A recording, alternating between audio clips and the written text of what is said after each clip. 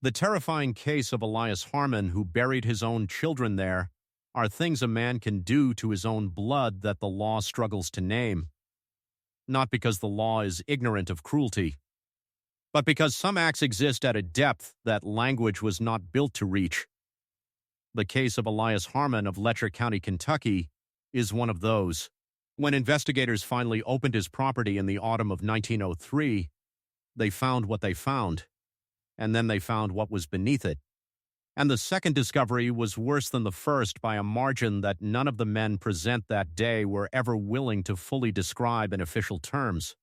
This is a story that has sat in county records and private correspondence for more than 120 years, surfacing occasionally in the work of local historians who almost always stop short of its full accounting. Tonight we go to the end of it. Drop your location in the comments before we go any further. Tell me where you are watching from, because by the time this is over you will want to have placed yourself somewhere very far from the mountains of eastern Kentucky. Letcher County in 1903 was a place at war with itself. The coal operators had arrived a decade before, and with them had come the railroads and the scrip and the company towns that had turned old farming communities into extraction economies almost overnight. The old Ridge families, those who had been in those hollows since before Kentucky was a state, had either sold out, been bought out, or retreated deeper into the backcountry that the surveyors had not yet reached. The ridge above Deadmare Branch in the northern part of the county was that kind of backcountry. Thin soil, limestone beneath it. The forest up there was second growth, the original timber having been cut decades before, and what came back was scrubby and dense and difficult to navigate in any season. The nearest neighbor to the Harmon property was 3 miles down the creek by foot, more by road. In winter, when the creek froze and the road became uncertain, that distance might as well have been 30 miles. Elias Harmon was one of those retreated men. His property sat at the very head of the hollow, in a fold of mountain that coal geologists had examined in 1897 and passed over as uneconomical. The seams ran thin and at an angle that made extraction impractical for the technology of the period, which meant that Elias Harmon and his household existed, for practical purposes, without oversight of any kind. He was 44 years old in 1903, barrel-chested, the kind of build that came from decades of splitting timber and pulling stumps, rather than from labor that any other man would choose. His hands were broad and thick, the knuckles enlarged from old fractures that had healed without setting, the skin across his palms worn to something close to hide. His eyes were described, in a statement given by a neighbor woman named Cora Blevins to the Letcher County Sheriff's Office in October 1903, as pale and very still, not the stillness of a calm man, but the stillness of a man who had decided long ago what he thought of the world and no longer needed to update the calculation. He spoke rarely and without elaboration. When he came down off the ridge to trade at the store in Jenkins, he bought what he needed and said nothing extra. The storekeeper, a man named Roy Fitch, told the sheriff that in 15 years of doing business with Harmon, he had never once heard him laugh. Not once. He had been a widower since 1898. His wife, Patience Harmon, had died in the spring of that year of causes listed officially as fever, though Cora Blevins would later tell the sheriff that she had helped sit with Patience in her final days, and that the woman had been frightened in a way that went beyond fever, frightened of the room she was in, of being left alone in it, of the sounds that came from below the floorboards at night. Cora Blevins said she had assumed at the time that the fever had taken hold of Patience's mind. She said that in one lucid moment, Patience had gripped her arm and asked her not to let Elias bring anything else into the house. By October 1903, Cora Blevins was no longer certain that had been the fever speaking. After Patience died, Elias Harmon had 4 children remaining in his household: Ezra, aged 9, Lula, aged 7, Caleb, aged 5, and the youngest, a girl named Wren, who was 3 years old in the summer of 1898.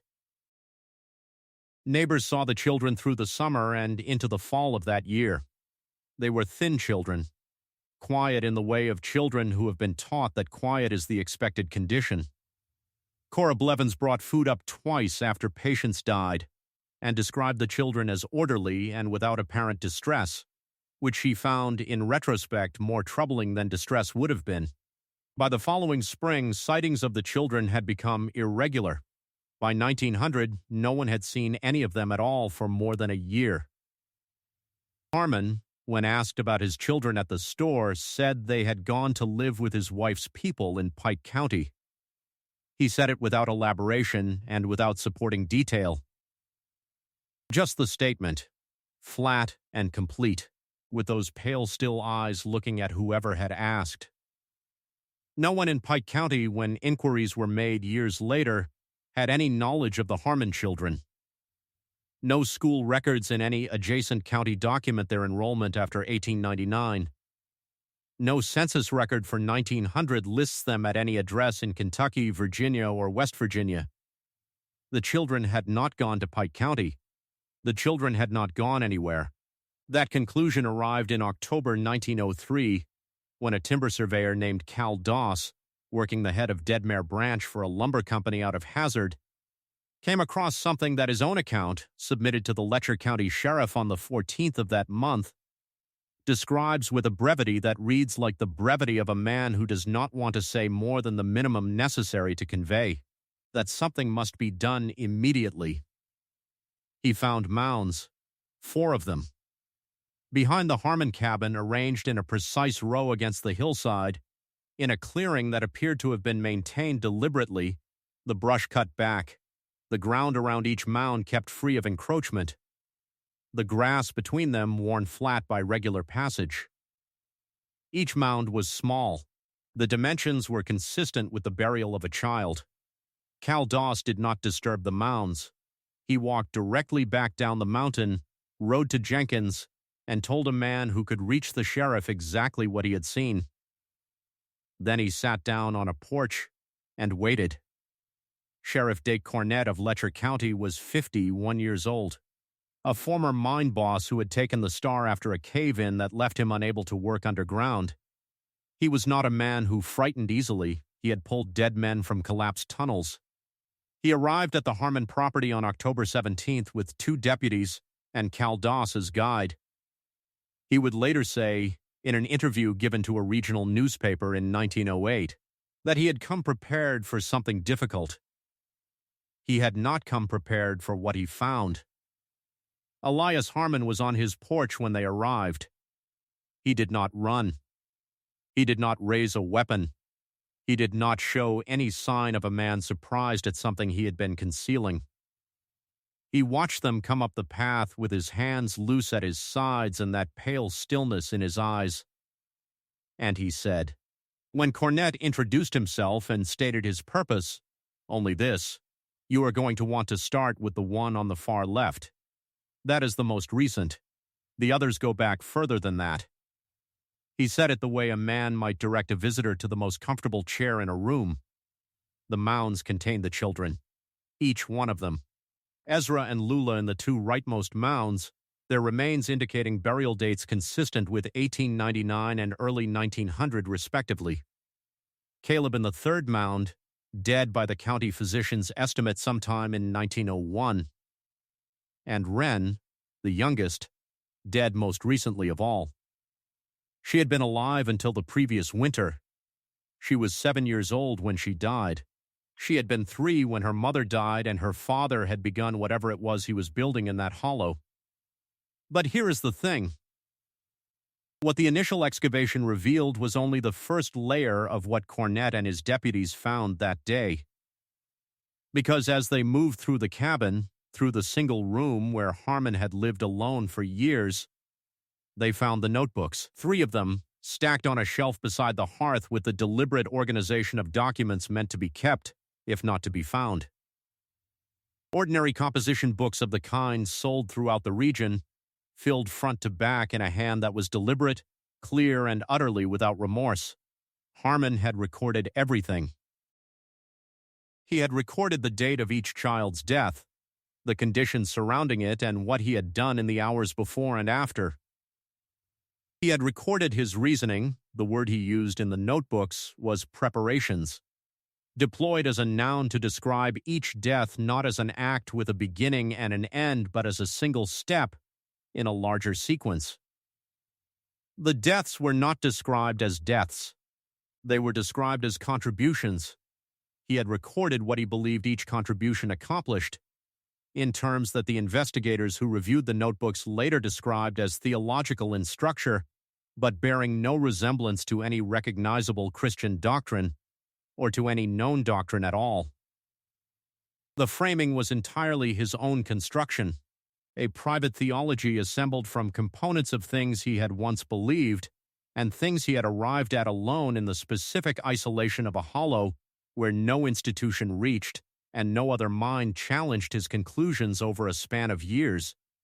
The notebooks also contained what Cornett would only describe as instructions, not for the past. The past was recorded as complete, but for what was to come. What those instructions described has never been reproduced in any public document. What is known is that when Sheriff Cornett read those notebooks that October afternoon, he closed them, placed them in his saddlebag, and told his deputies to say nothing about the contents until he had spoken to the circuit judge in Whitesburg.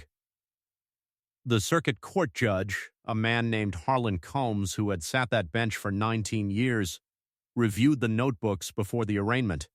He issued a statement through his clerk noting that he had read documents in his career that disturbed him, and that these notebooks disturbed him more than any of those by a distance he was not able to quantify. He ordered them sealed from public inspection immediately. They remained sealed for 60 years. A historian at Morehead State University who obtained limited access to the court archives in 1963 reviewed the notebooks briefly before her access was rescinded by order of the presiding circuit judge mid-examination. She wrote in a footnote to a regional history paper published in 1964 that the notebooks contained material she did not feel could be responsibly described in a published academic context without a prefatory framework that did not yet exist in her field.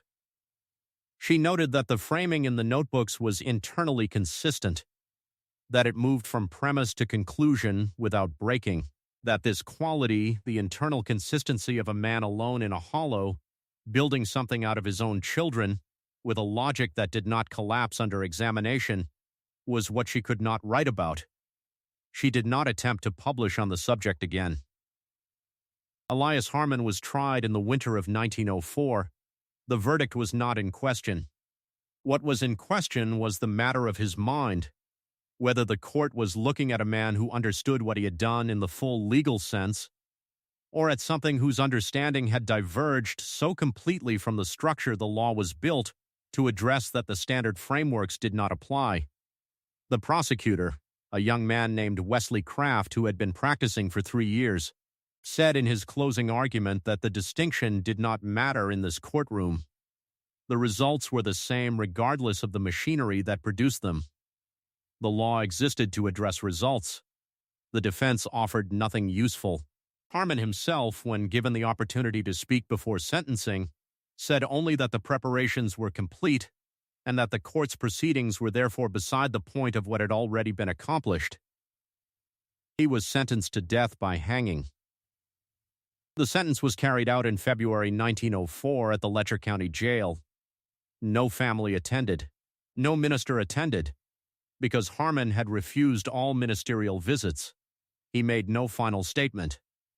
The jailer who was present, a man named Ott Burkett, whose brief personal account was published in a local newspaper in 1922, the year before his own death, wrote that what stayed with him was not the hanging itself, but the moments just before it, when Harmon stood at the gallows and looked not at the witnesses, not at the floor, not at the rope, but upward at the ceiling, with the expression of a man listening for something the rest of the room could not hear. Burchett wrote that he had been present at 4 other executions in his years at the jail and that none of those men had looked like that. He wrote that when the trapdoor opened, Harmon's expression did not change. The cabin at Deadmere Branch was burned by local families that spring. They burned it to the foundation and salted the ground around it. The 4 mounds were marked with plain field stones, as none of the children had death certificates that could commission proper markers. They had been, in the official record, living in Pike County for 3 to 5 years.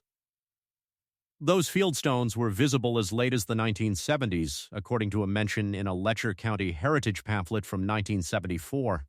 A researcher who went looking for them in 2001 could not find them. The hillside had grown over, and whatever the stones marked had returned to the forest. The notebooks are still in the Letcher County Circuit Court archive. They are still sealed. A request submitted through the Kentucky Department for Libraries and Archives in 2019 for access to the Harmon court documents was returned with a notation that the relevant materials had been reviewed and determined to remain under restricted access pending further departmental evaluation. No timeline for that evaluation was provided. What Elias Harmon believed the preparations accomplished, what he thought he was building toward in that hollow above Deadmere Branch, working alone and without witness through the years when the coal companies moved through Letcher County and the law was a long ride from the head of any creek. That question cannot be answered from documents available today. What is available are the results: 4 children in 4 mounds in a row, 3 sealed notebooks on a shelf, and a man who stood on a gallows looking at the ceiling like he was waiting for something to arrive. Was Elias Harmon a man who lost his mind in isolation and built a private theology from the wreckage? Or was he a man who found something in that hollow, something in the act, or in what the act appeared to accomplish by the logic of a framework no one else was permitted to examine, and was entirely coherent about it, by his own lights, right up to the ceiling of a county jail in February of 1904? I am not asking which possibility is more comfortable. I am asking which one you actually think is more likely. Drop it in the comments. That argument has no clean answer, and I want to hear where you land. Some histories are sealed for a reason, and some notebooks stay locked in courthouse archives not because we have forgotten what is in them, but because whoever reviewed them last decided that the rest of us were better off not knowing. If this case stayed with you, if the idea of what exists in those sealed pages has settled somewhere you cannot easily reach, subscribe and stay with us. There are more of them. They are not easier than this one. The mountains keep their secrets. Not all of those secrets should be uncovered. There is one more thing worth noting about the Harmon case, one detail that the regional history paper of 1964 mentioned briefly before the historian stopped writing. In her notes, found in a box donated to the university after her death, she had underlined a single word from the notebooks and written beside it, "This word does not belong to any theology I have ever studied, and I have studied many." Below that, in smaller writing, she added, "The word appears 9 times. It is the same word each time. It appears to name what the preparations were for. I will not reproduce it here." The notebook itself gives me sufficient reason to believe the word should not travel further than it already has. Those notes have been in an archival box at Morehead State since 1979. They are not restricted. They are simply unread, in the ordinary sense that unread documents are unread, cataloged, accessible, and sitting in the dark waiting for whoever eventually opens the box. The word is in there. If you want to know what Elias Harmon believed he was building, the historian wrote it down in pencil in 1963. And it is sitting in a box in a university in eastern Kentucky. Whether knowing the word is something you actually want, that is a question you should answer before you go looking.